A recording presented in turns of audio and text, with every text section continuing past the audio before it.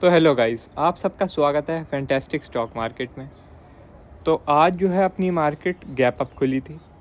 Gap up खुलने के बाद जो है अपनी मार्केट ने लगभग ये जो हमने आपको रेजिस्टेंस लेवल बताए थे कि अगर आपको 18,150 के आसपास अगर मार्केट मिलती है तो आप यहाँ सेल कर सकते हैं, और बैंक निफ्टी में 42,950 के आसपास मिलती है तो आप सेल कर सकते हैं। ठीक है, यहाँ हम सेलिंग के लिए ज़्यादा इंटरेस्टेड थे। सुबह सुबह हमने आपको बताया था, और ऐसा ही हुआ कि मार्केट ने लगभग अपना हाई लगाया 18,134 का।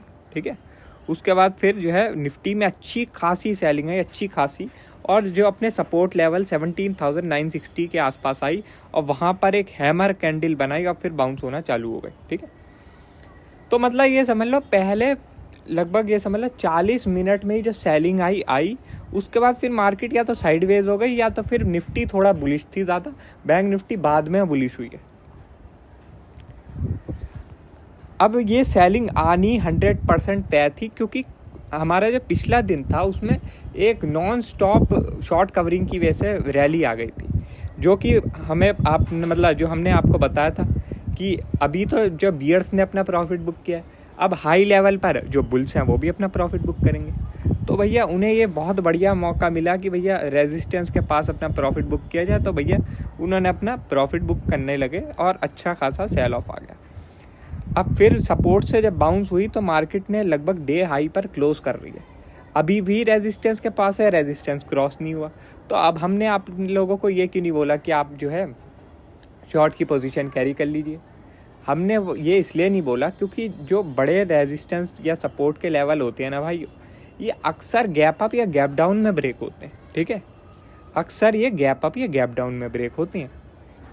इंट्राडे में भी हो जाते हैं, ऐसा नहीं है नहीं होते, मगर 30% ये इंट्राडे में ब्रेक होते हैं, लेकिन 70% ये गैप अप या गैप डाउन में ब्रेक होते हैं। क्योंकि इंट्राडे में जब भी इन लेवलों के आसपास आती है तो कोशिश यही होता है कि अगर ये सपोर्ट है तो यहाँ से बाउंस हो, और रेजिस्टेंस है तो यहाँ से सेलिंग आए। अब ये समझ लो कि अब कल अगर गैप अप होता है, ठीक है, और 18,160 के ऊपर मार्केट पहुंच जाती है और सस्टेन करने लगती है, तो आपको 18,160 का एसएल मान के आपको लॉन्ग बैठ जाना है। आपका लगभग टारगेट 18,300 तक होगा। ठीक है, बीच में हो सकता है कि आपको वॉलेटिलिटी अच्छी खासी मिले, क्योंकि ये ईयरली एक्सपायरी है। ईयरली, ये कोई वीकली एक्सपायरी नहीं है, मंथली एक्सपायरी नहीं है, ईयरली एक्सपायरी है। तो आपको अच्छी खासी वॉलेटिलिटी बीच बीच में मिलती रहेगी, क्योंकि लोग अपनी पोजीशन काटते रहेंगे और रोल ओवर चलेगा अगले साल के लिए, अगले साल के लिए, अगले मंथ के लिए नहीं। अब बात करते हैं बैंक निफ्टी की। तो बैंक निफ्टी ने भी काफ़ी बढ़िया सेल ऑफ दिया, लगभग इसने अपना हाई लगाया 42,920 का। उसके बाद फिर बहुत बढ़िया सेल ऑफ आया बैंक निफ्टी में, और लगभग लो लगा 42,400 के आसपास, मान लो वो लो लगा, और पहली बारी बाउंस हुआ है वो फेल हुआ। फिर दूसरी बारी जो है 50 EMA से भी सपोर्ट लिया, और साथ में जो है कि प्रीवियस जो ये इसने लो बनाया था उससे भी सपोर्ट लिया। तो फिर ये जब दूसरी बारी सपोर्ट लिया, और निफ्टी ने पहली बारी ही, आपको दिखाता हूँ मैं, पहली बारी अच्छा सपोर्ट लेके दूसरी बारी वो ज़्यादा नीचे नहीं आई, दूसरी बारी बस 50 EMA तक आई। फिर क्योंकि निफ्टी ज़्यादा स्ट्रॉन्ग थी और बैंक निफ्टी जो है अपने 50 EMA पे भी थी, और साथ में जो है अपना जो लो लेवल था उस पर भी थी, तो भैया बैंक निफ्टी ने भी भागना चालू कर दिया। बैंक निफ्टी ने भी अच्छी क्लोजिंग दी है, 42,880 के आसपास अच्छी क्लोजिंग है। ये भी हो सकता है गैप अप करके 42,960 के ऊपर सस्टेन करने लगे। अगर सस्टेन करता है तो लगभग ये 43,100 से लेके 43,300 तक जा सकता है। बाकी अगर समझ लो ऐसा नहीं होता है और गैप डाउन होता है तो आपको जो है वेट करना है। हो सकता है मार्केट गैप डाउन करने के बाद दोबारा रिकवर कर जाए। आपको ऐसे ब्लाइंडली सेल नहीं करना है, आपको सेल तभी करना है जब ये इस लेवल के नीचे जाए 42,600। ठीक है, आपको तभी सेल करना है जब 42,600 के नीचे जाए। और अगर समझ लो इसके नीचे खुलती है और फिर वापस ऊपर आती है और इससे रेजिस्टेंस लेके नीचे आती है, तब आप सेल कर सकते हैं। ऐसे खुले में ऐसे सेल नहीं करना है। अगर ऐसे ही खुले में सेल करोगे तो फिर जो है खुले में ही बर्बाद हो जाओगे। अब आज जो है, आज जिन लोगों ने पहले 40 मिनट में जो इतना बढ़िया पैसा मिल रहा था वो लेके अगर शांत बैठ जाते, मैंने लिखा भी था इसलिए जान के कि अपना प्रॉफिट ट्रेल करते रहो, कुछ ना कुछ घर लेकर जाने की आदत डालो, क्योंकि मुझे पता था भैया ईयरली एक्सपायरी है, वोलेटिलिटी बनी रहेगी और मार्केट नीचे भी आएगी तो अप भी जाएगी, अप भी जाएगी तो नीचे भी आएगी, तो लोग अपनी पोजीशन होल्ड रखेंगे ज़्यादा पैसों के लालच में और फिर सारा पैसा बर्बाद कर लेंगे। इसी वजह से ये लिखा भी था। अब जिन लोगों ने ये बात मान के अपना प्रॉफिट बुक कर लिया था, वैसे तो हाई परसेंटेज दिख रही है कि आज लोगों ने प्रॉफिट किया है, तो ये मानता हूँ कि भैया लोग अब थोड़ा सुनने लगे हैं। तो यही है भाइयों कि अब आपका जो है अगर इसके लेवल के ऊपर सस्टेन करती है मार्केट 42,960 के ऊपर, तो हमें जो है बाई की पोजीशन बनानी है और हमारा एसएल यही रहेगा। अगर इसके नीचे आ जाती है तो हमें छोड़ देना, कुछ भी नहीं करना फिर, ठीक है, कुछ भी नहीं करना। लेकिन इसके ऊपर रहती है तो हमें बाई की पोजीशन में बने रहना है, हमें शॉर्ट नहीं करना है। शॉर्ट तभी करना है जब 42,600 के नीचे निकलेगी।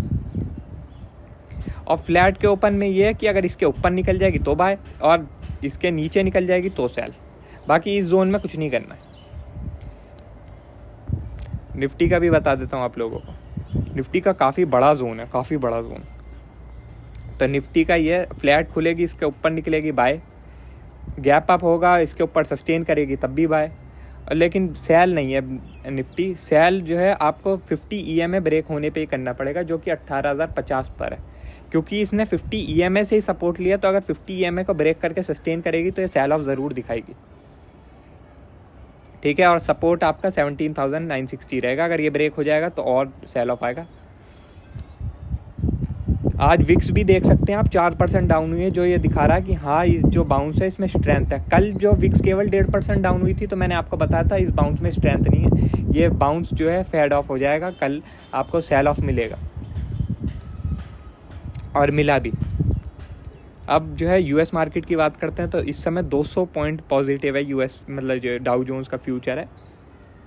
अब देखते हैं आज यूएस मार्केट कैसा करती है कैसा नहीं, क्योंकि इसका कुछ भरोसा नहीं है यूएस मार्केट का।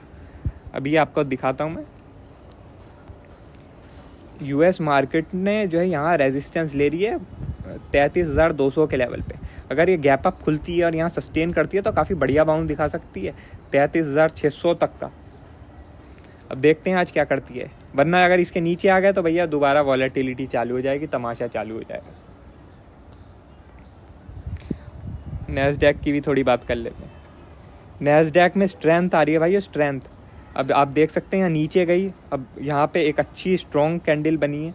अब मुझे लगता है नैस्डैक ऊपर की ओर जा सकता है, और नैस्डैक ऊपर जाएगा तो भाई अपने आईटी स्टॉक्स में जान आएगी और वो निफ्टी को और ऊपर ले जा सकते हैं। तो अब हो सकता है कि निफ्टी लीड करें यहाँ से, बैंक निफ्टी थोड़ा सा स्लो रहे। जैसे आज भी आप देख सकते हैं कि निफ्टी जो है थोड़ा ज़्यादा बुलिश था, 0.65% निफ्टी अप है और बैंक निफ्टी 0.54% अप है।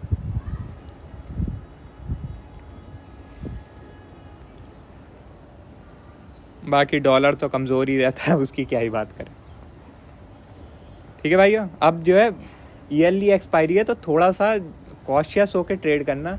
ऐसे अगर थोड़ा प्रॉफिट बन गया तो पैसा लेके घर भी जाने की आदत डालो, वरना मार्केट कहेगी कि ये ठीक है तुम्हें नहीं चाहिए पैसे तो मैं वापस ले लेती हूँ, समझ रहे हो। और ऐसा मत सोचो कि केवल और केवल आप में ही दिक्कतें हैं ये ओवर ट्रेडिंग की और ये सब, मुझ में भी बहुत दिक्कतें हैं ओवर ट्रेडिंग की। ऐसा नहीं है कि मैं कोई एक्सपर्ट हो गया, मुझ में भी बहुत ज़्यादा दिक्कतें हैं ओवर ट्रेडिंग की। अगर मैं सही व्यू भी बताता हूँ ना तो कभी कभी मैं भी अपना लॉस करता हूँ। ऐसा नहीं है कि हमेशा हम अपना प्रॉफिट ही करते हैं, हम जो टेलीग्राम यूट्यूब वाले हम प्रॉफिट ही करते हैं, ऐसा कुछ नहीं है। हम लोग भी लॉस करते हैं, हम लोग भी प्रॉफिट करते हैं, हम लोग भी ओवर ट्रेडिंग करते हैं, हम लोग भी उल्टी पुल्टी ट्रेड करते हैं, हम लोग भी सारी गलतियां करते हैं। मगर बस ये है कि जितनी गलती कम कर सको उतना अच्छा है मार्केट में, क्योंकि मार्केट में गलती का मतलब सीधे है कि आपको डंडे पड़ेंगे और आपसे पैसा ले लिया जाएगा, और वो पैसा आप बहुत मेहनत से कमाते हो तो कोई भी नहीं चाहेगा वो पैसा देना। ठीक है, बाकी अगर वीडियो अच्छी लगी हो तो लाइक करना, और चैनल पे नए हो तो सब्सक्राइब कर देना, और जो है अगर आपको कुछ कमेंट करने हो तो कमेंट भी करना। बाकी आज के लिए बस इतना ही, थैंक यू।